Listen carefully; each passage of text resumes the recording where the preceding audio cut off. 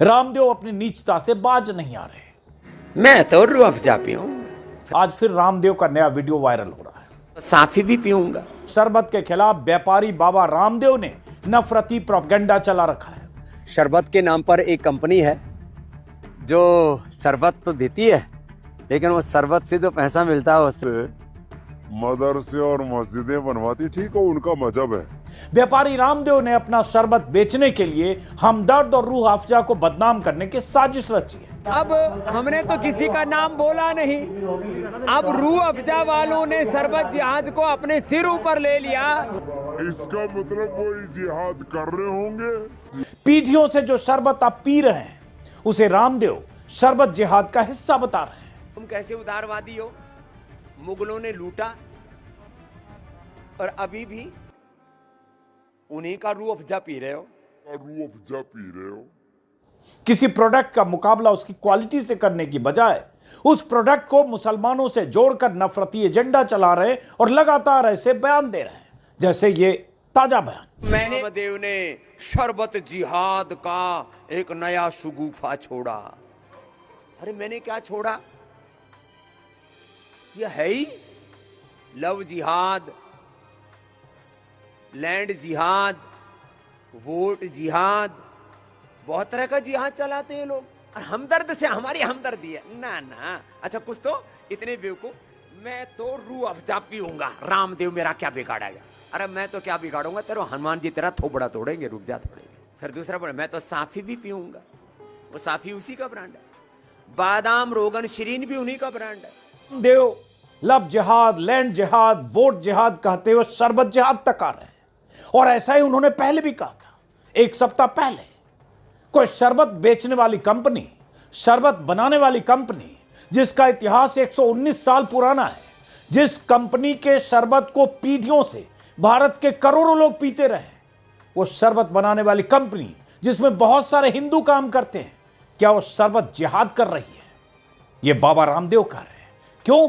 क्योंकि बाबा रामदेव को अपना प्रोडक्ट बेचना है, इसलिए नीचता की हर सीमा को तोड़ना है और शरबत बनाने वाली उस कंपनी के मालिकों के धर्म के आधार पर उन्हें मुसलमानों का शरबत घोषित करना है। और इस तरह से देश में शरबत के रंग में जहर घोलना है, नफरत का जहर घोलना है, ताकि जब आप शरबत पिएं तो समझें ये बनाने वाली कंपनी मुसलमानों की कंपनी है। ये इस देश में रामदेव और ऐसे लोग ही कर सकते हैं। इसका क्या मतलब है कि शरबत बनाने वाली उस कंपनी के मालिक हिंदू हैं या मुसलमान?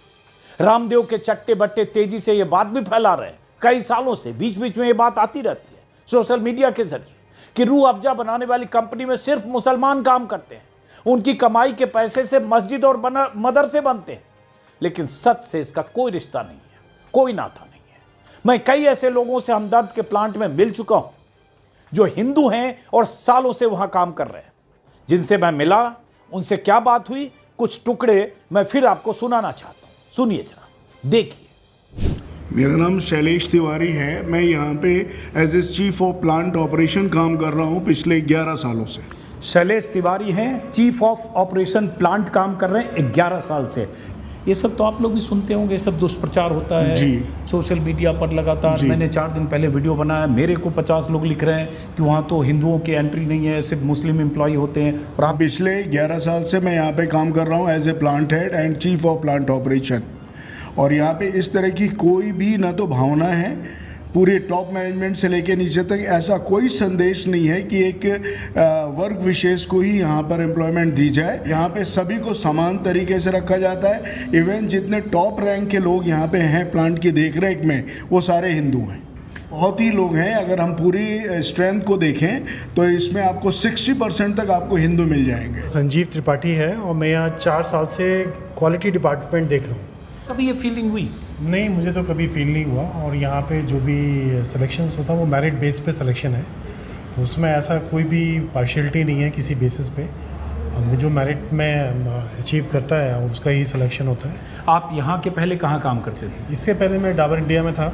ओके। और ये मेरी दूसरी पारी है यहाँ पे हमदर्द के अंदर। मैं पहले भी 2008 से लेके 2012 तक काम कर चुका हूँ इस ऑर्गेनाइजेशंस में। और दोबारा आने का कारण यही था कि यहाँ पे जो माहौल है, जो ऊपर से फ्रीडम है काम करने के लिए, मुझे लगता है और ऑर्गेनाइजेशंस की अपेक्षा बहुत ज़्यादा है। अब ये हमदर्द के प्लांट में जो मानेसर में है, इन सब से आपका परिचय मैं खास तौर से इसलिए करा रहा हूं ताकि सनद रहे कि रूह अफ़जा बनाने वाली कंपनी में सिर्फ मुसलमान नहीं बल्कि बहुत से हिंदू काम करते हैं। टॉप पोजीशन पर कंपनी के अहम फैसले लेने वाली टीम का हिस्सा भी यही लोग हैं। लेकिन वहां के मुलाजिमों में हिंदू कौन है, मुसलमान कौन, इसका कोई फर्क नहीं है। मैंने दिल्ली से सटे मानेसर इलाके में हमदर्द की फैक्ट्री में जाकर वहां का माहौल देखा है और इस नतीजे पर पहुंचा हूं कि उस कंपनी में बहुत ही भाईचारे और सद्भाव का माहौल है। और वहां कई सालों से काम करने वाले शैलेश तिवारी, संजीव त्रिपाठी और सचिन पुंडीर, पवन या करण, ऐसे बहुत सारे लोग शरबत बनाने में अपना योगदान देकर कोई शरबत जिहाद नहीं कर रहे हैं, लेकिन लाला रामदेव को अपना शरबत बेचने के लिए शरबत में भी हिंदू मुस्लिम करना है और यही इनकी फितरत है। चलो, हमदर्द वालों ने कौन सी गौशाला खोली है, कौन सा गुरुकुल खोला है, हिंदू धर्म सनातन धर्म के लिए क्या काम किया बताओ। हमदर्द वालों ने कौन सी गौशाला खोली है, कौन सा गुरुकुल खोला है, हिंदू धर्म सनातन धर्म के लिए क्या काम किया बताओ। और हमदर्द से हमारी हमदर्दी है, ना ना। अच्छा कुछ तो इतने बेवकूफ, मैं तो रूह अफ़जा पीऊंगा, रामदेव मेरा क्या बिगाड़ेगा। अरे मैं तो क्या बिगाड़ूंगा, तेरा हनुमान जी तेरा थोबड़ा तोड़ेंगे, रुक जा थोड़े देर। मैं तो रूह अफ़जा पीऊंगा।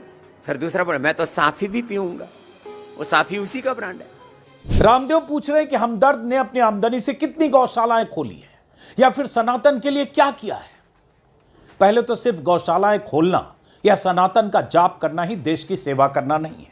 देश मतलब गौशाला नहीं है, देश मतलब गौशाला नहीं है। अलग अलग सेक्टर में काम कर रहे लोग, कोई जरूरी नहीं कि उन्होंने गौशालाएं खोली है, कोई जरूरी नहीं कि उन्होंने कोई मंदिर बनवाया हो, लेकिन क्या उनका योगदान देश के लिए नहीं है? ये कौन सा पैमाना है जो रामदेव तय करना चाहते हैं? रामदेव यही सब करके बीते 10 सालों में 45 लाख करोड़ का साम्राज्य खड़ा कर चुके हैं। रामदेव के टर्नओवर के मुकाबले अगर देखेंगे तो हमदर्द बहुत छोटी कंपनी है, लेकिन जब मैंने हमदर्द के सीईओ हमीद अहमद से बात की तो उन्होंने बताया कि वो अपनी आमदनी का 85% हिस्सा चैरिटी में खर्च करते हैं। उनके ट्रस्ट के कई शैक्षणिक संस्थान हैं, यूनिवर्सिटी है, कॉलेज है, स्कूल है, लेकिन रामदेव को इनसे क्या मतलब? उन्हें तो बस दुष्प्रचार करना है। का जितने भी प्रॉफिट होता है उसका 85% चैरिटी में जाता है और उस अमाउंट से हमने स्कूल्स बनाए हैं, यूनिवर्सिटी बनाई है। 85% चैरिटी, 85% प्रॉफिट का ओके। और उसका स्किल डेवलपमेंट इंस्टीट्यूट बनाया है, कल्चरल इंस्टीट्यूट्स बनाए हैं, लेकिन कोई भी मंदिर, मस्जिद, गुरुद्वारा के अंदर ऐसा कोई रिलीजियस एक्टिविटी नहीं है और ना ही कोई ऐसी कोई रिलीजियस एक्टिविटी। तो जो आपने चैरिटेबल काम किए हैं, जो इंस्टीट्यूट्स बनाए, उसमें क्या क्या है जरा समझाने। तो एक यूनिवर्सिटी है जामिया हमदर्द के नाम से, दिल्ली में ये है, 92 एकड़ कैंपस में है और उसमें फार्मेसी कॉलेज है जो नंबर 1 इंडिया का माना जाता है कई सालों से।